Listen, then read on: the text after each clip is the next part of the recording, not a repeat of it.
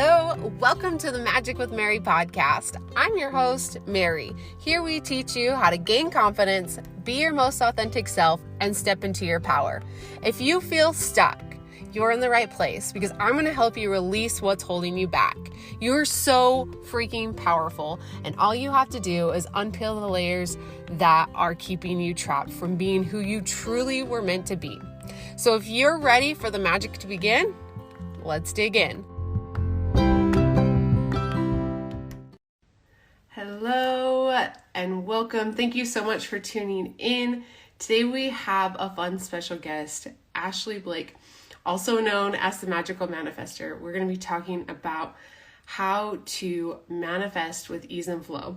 So often we see people manic manifesting. Instead of hustling and trying to force our manifestations, we can start just letting them come to us and allowing that action to feel effortless almost. So, Ashley, thank you so much for joining in with us. How are you tonight? I'm doing great. Thank you so much for having me. And I love that you started talking about manic manifesting. That's one of my favorite terms in this space.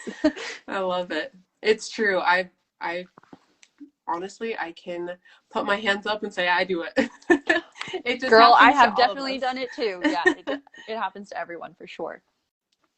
So I'm so excited to have you on because I really want to dive deep into how to get to this point of flow and ease. But before we do that, I want to ask you, what's your story? Tell us a little bit more about yourself. Tell us about your traveling. And I know you value location freedom, time freedom, all those things. So tell us a little bit more about you and how all of that plays into it. Yeah, so I am a manifestation coach, as Mary mentioned. I got started with this, manifestation journey through the realm of mindset. So I had a attempted suicide in university, and after that experience, my only option within my budget at the time was self-help books. So I started deep diving into mindset, and really that is where I first came across the term like manifestation. And honestly, when I first learned about it, I'll admit, I was like, this seems a little bit too good to be true. I was like, it seems like actual magic. Like we can create our reality. Like what? So it was such a big, like, your whole view of the world almost shatters when you learn like how our thoughts really do impact our reality. And from that, I was like, all right, game on. Like if my thoughts can create my reality, like let's fucking go. Let's create the reality we want. Yes. Because I knew as soon as I learned about manifestation and how our mind impacts our reality, all of these gears started spinning like, oh my gosh, now I can see how all of this shit in my past had really unfolded, because I was, famous almost for like always thinking worst case scenario. Like my friends knew that I always was like a worst case scenario thinker. I really just had such a negative mindset, and that obviously played out in the results that I was getting in my life. And so now knowing that I can literally create any reality I want, and it just comes down to doing that inner work, it's just been like a fun experiment ever since. And since really deep diving into that, I've been able to create a reality that I never thought possible for myself. And as Mary mentioned, I now travel full time with my partner. We've both, we're not in the 9-to-5 lifestyle anymore. It's really just been such an incredible journey. And I just have such a passion for now helping other people have this fun experiment and seeing what they can create in their lives. Because really anything is possible. And that's just such an empowering thing to know, and to take action on that really just, it changes your entire life. Exactly. It really does. And that empowerment piece, it makes manifestation so much more easier and so much more fun, because it really just like brings us into that energy. And so the fact that you started and knew that you wanted to help other people along their journey too, like, oh, that's just so heartfelt to me, because I feel that same way. So if you were to talk to somebody for the first time, they're just barely getting into mindset manifestation, what would you say is the first thing to do in their journey? This is a great question. And the first thing that I would suggest always, always, always is just evaluating where your focus lies. So if your focus is on and understanding the fact that where focus goes, energy flows. So if you're always focusing on what's going wrong in your life, the problems, what you're lacking, what you don't have, that's going to perpetuate. And so simply shifting your focus away from what you don't want and shifting it to what you do want will already change your life, just that one simple step. But when you really like shift from focusing on what you don't want to what you do want, and then also tie in a gratitude practice, like those two things will really make a great foundation for you starting to see the results, building up that evidence, and that will give you the confidence to go after those bigger goals. Because I feel like when everyone hears about manifestation, their first thing is like, let me go after my dream freaking life. And without that experience, without that practice, and without fully knowing what the process entails, I feel like a lot of people can get discouraged and just throw their hands up and be like, manifestation just doesn't work. I tried it, failed, I'm done with that. And so, yeah, these two pieces will allow, like, shifting your focus to what you do want and adding a gratitude every single day will give you that foundation of evidence that you need to have the faith going after those big goals, and allow you to achieve those better, so that you have the evidence, like when the doubts creep up, to be like, nope, I know this works. I have the evidence in my own life. Let's go. Exactly. And I love that, the gratitude practice. When I first heard about this, I was like, I'm grateful for things all the time. What does this even mean? And when you talk about that piece of evidence, that really gets our minds on board. Our subconscious mind starts to see that, like, oh my gosh, all of these wonderful things already happen for me, to me. And so now, like, let's get on board with all these other things too. Let's start believing in them. And then once we start believing, like, that's when things really come into play. So that's wonderful. What would you say is their next step? Because typically what happens, like you said, they get overwhelmed and they back off. And typically this is when people realize that the manifestation journey is more of like an inner work. Like, you're going to have to do that, trauma work. You're going to have to do all of these things, and you just want to ignore it and push it to the side of you. And that's when the manic manifesting happens, because we're just trying to force things. What would you say is the first step in manifesting with ease and flow? Definitely evaluating and working on your limiting beliefs is absolutely 100% essential. Like, this step cannot be skipped. I want to make that super clear for everyone who's tuning in. Our subconscious mind controls 95% of what we think, say, and do every single day. And so, whenever we are trying to manifest just with our conscious mind through like willpower alone, that's only 5% of our manifesting power, really. And so when you get your subconscious mind on board, you reprogram your subconscious mind to believe that your dreams are possible, that they are already yours, and that you are the type of person who can achieve those goals. That 95% control that your subconscious mind has over everything you're thinking, saying, and doing on a daily basis will actually be working in your benefit. And another thing I like to tell people about the subconscious mind is that it literally creates filters through which you see the world. So if you have beliefs that are contrary to your goals, you are not going to see the opportunities to achieve those goals. And so I use this example all of the time.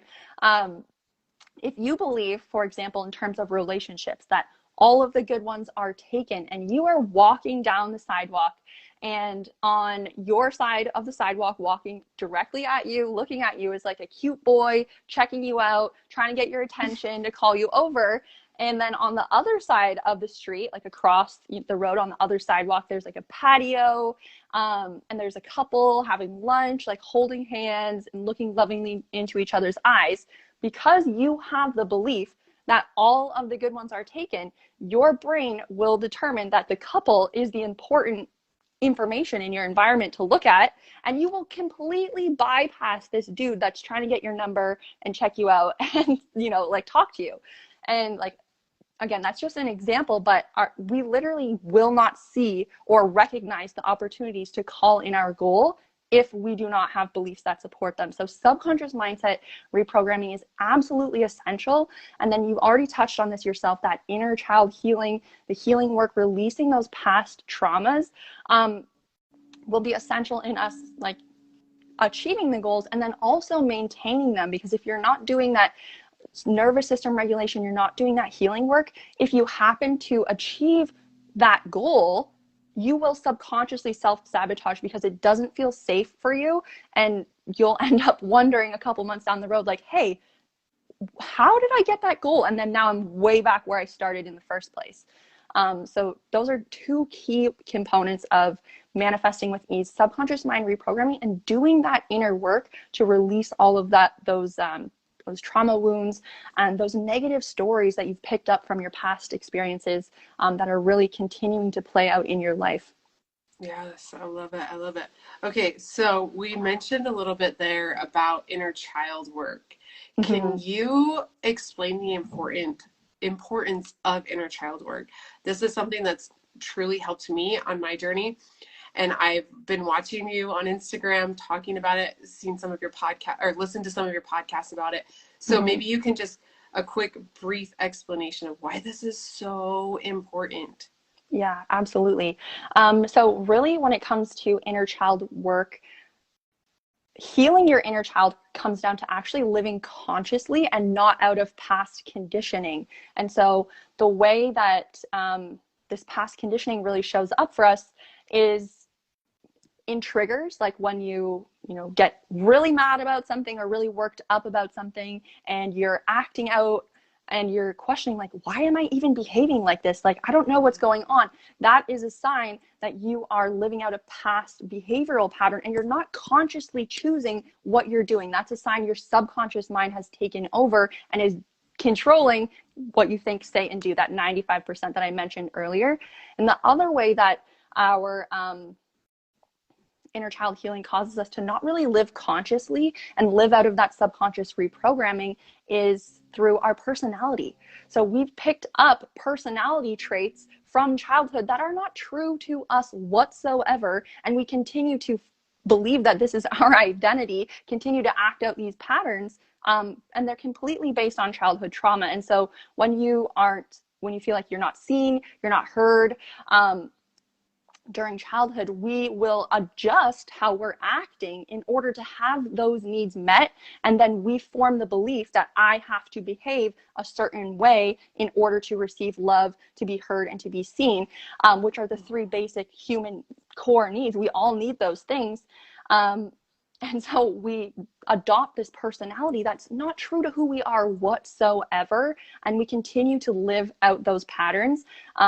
And so, yeah, inner child healing really allows us to peel back all of those layers of conditioning and to live consciously, live authentically, and make choices consciously that are going to help us achieve our goals, rather than repeating all of those past behavioral patterns that have gotten us the results that we have right now. I love it. I love it. That really touches at home for me, because in my personal journey with inner child healing, it was realizing that it was not enoughness. Everything was essentially not enoughness. If I do this, it's not enough. If I do that, it's not enough. And so it was always like, I gotta post today. I gotta hurry and get on Instagram and post so that I can do this, this, and this. And what I learned is that no, being myself is enough. And really you have to work on that. That inner child is begging for attention and it just wants to be heard. And so going back, healing that, allowing it to settle, understand that it's safe, updating it, letting it know all is well, gets you on board, gets your subconscious mind on board. And then it's so much easier to do things. And then you're not just like, if you're in business online or whatever, you're not just posting to post, you're posting with passion, and it's really bringing in the right people for you. So that's super important. The next thing I want to talk about is inspired action, right? Once we kind of do the healing and all of that, then the next step is that inspired action, and not just like the hustle, forceful action. Yes. Right? And this is where so much of your content, so much of what you do comes into play here. Talk to us more about that inspired action and how it creates the ease and flow. Yes. So there is a misconception in the manifesting world that you can just visualize, meditate, affirm, and things will just pop into your reality magically. I've been asked by people, how do you manifest out of thin air? And my answer is, you fucking don't. Okay, you have to. Yes. Yes. You have to take action. And so everyone knows of the law of attraction. Okay, it's very, very famous universal law, but it's not the whole picture, everyone. There are, depending on who you ask, like 12 to 150 universal laws. And one of those is the law of inspired action, which simply states that in our physical 3D reality, which we live in because we have these human meat sack bodies, we have to take physical action in order for our desires to manifest into the 3D, out of the quantum field, the field of infinite possibilities, all of that good stuff. And so inspired action, what I always tell people about inspired action is, what action steps do you know that you need to take right now in order to call in your desire? So if you're manifesting a new house, you know right off the jump that you need to look at houses, you need to apply for a loan, you need to decide who you want the loan with, you need to hire a real estate agent, look into all of that shit and get all the paperwork sorted out. You also need to pack stuff that you're not bringing with you. Like, there's things that you already know you need to do. And so I always tell people, make an action plan based off of those steps. So set yourself a deadline, look at all the steps you have, break it up in logical order of what needs to get done when, and there you have a basic plan there, and then allow room for your intuition to guide you to fill in all of those missing pieces, because you're not going to know every single step that you need to take before you get started. You're not supposed to. So don't wait for all of the pieces to fall in place before you start taking action. That's not how this process works. Create your action plan, start taking action, and pay attention to what's going on in your mind. Those pings of inspiration, those ideas that seemingly come out of nowhere are your roadmap to success. Your intuition comes from your higher self, your soul, whatever word resonates with you.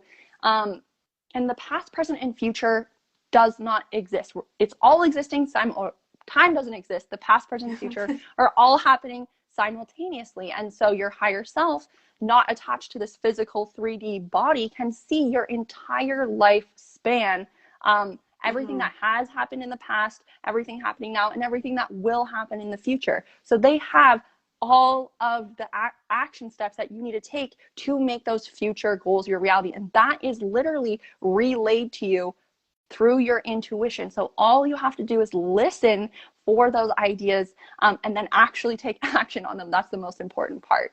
So the other thing I want to say about inspired action is just that it's got to feel good. Like, forceful action, is not going to get, if you're like dreading it, if you're resenting it, if you're just like straight up not enjoying that action, you're not in the right energy. And taking action from a place of misalignment is actually counterproductive to your success.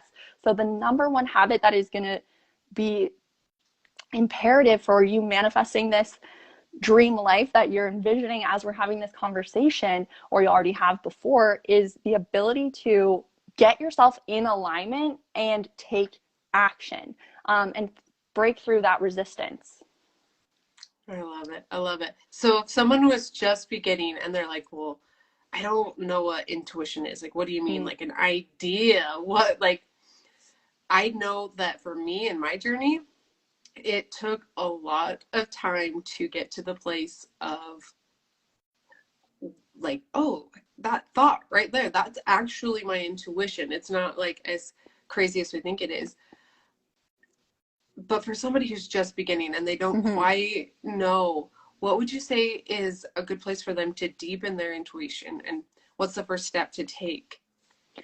The absolute easiest way to deepen your connection with your intuition is to make time for silence, whether that's in meditation, whether that's spending time in nature. But it's hard to hear your intuition when there's the TV, there's the radio, there's your boss, there's, you know, all this shit going on, and then your own constant mental chatter. And then if your intuition is even able to slip through, it's like almost impossible to decipher the difference when you have all of that clutter and mental chatter in your mind. So finding time for silence every single day, and just like paying attention to your thoughts is a great way to connect with your intuition. And also just understanding the difference between your intuition and your ego is absolutely essential. And so your intuition is like gentle, it is positive, it is usually inspiring you to take some sort of action step. And your ego first, your intuition always comes first, okay? Your intuition's like, here is this idea, this action step that you can take, and your ego is then going to come up. Your intuition speaks once as well. Then your ego is going to come up. Your ego is loud, your ego is forceful, your ego, it will give you a laundry list, multiple things of reasons why you should not take that action step. And so understanding that difference of like, here was the idea, okay, here is my ego coming up with like 10 fucking reasons why this is a bad idea. Yes. Then you can decipher, okay, that was my intuition, this is just my ego's resistance trying to hold me back. And also understanding that that is how your ego is designed. So don't shame yourself for that, because your ego wants you to continue doing the same action steps you've done time and time and time again, because regardless of whether you like the results you have right now, they're safe, okay? They're predictable. Your ego knows what's going to happen. And so understanding that your intuition always comes first, it's only going to speak once, and then your ego is going to come up after. It's going to talk your fucking ear off about why you shouldn't do it. And then knowing the difference, you can then take action on the intuition. Yeah. Yes, yes, yes. I love that you say, and I want to like emphasize this, your ego talks a lot. I love that, because that right there in itself, now you know what your intuition is. Like, you know, 100%, I had that one idea and then I talked myself out of it 100 times. Yeah. And obviously, the one idea was the thing that I was supposed to do, or the thing that I'm, you know, my soul is, you know, saying, this is it, this is it. So now we know what to do. So I love that. Thank you so much. That is all the questions I have for you tonight. I'm so grateful to have you here. This has been amazing, wonderful. Before we go, though, I want you to tell everyone where they can get a hold of you, how they can work with you, and all the things. Well, first of all, thank you so much for having me. This was amazing. Your questions were phenomenal. I love just chatting about all of these things. So it was perfect. You can connect with me. The best way is Instagram, or I'm also at TikTok, but both The Magical Manifester. You can work with me. You'll find a link right in my bio. You can, for my program, Magical Manifester Academy, which is really just teaching my Manifest with Ease formula. All of the missing pieces that I feel like a lot of manifesting experts, not Mary, but a lot of other manifesting experts don't touch on. And so it really just walks you through what I consider to be everything you need to take this course and then repeat this process over and over and over again to achieve your results beyond the scope of our work together. And so that includes like a self-study course along with one-to-one coaching. And yeah, so that is like, I put my whole freaking heart and soul into this program. I'm so passionate about it. So if anyone is interested, you can just send me a DM, or you can, you know, click that link in my bio and we can chat there. I love it. I love it so much. And really, like, guys, the missing pieces that so many people just leave out. This is it. This is what has been missing. If you've done manifestation so many times and you're like, wait, this isn't working. Why isn't this working? This way of ease and flow is definitely the way to go. So, all right, that's it for tonight. Thank you so much, Ashley. I really appreciate you hopping on here with us. So, yes, thank you so much for having me. This was amazing. As always, Yeah, it was such a blast. Thank you so much. Yep. Have a good night, everyone. See You ya. too. Take care.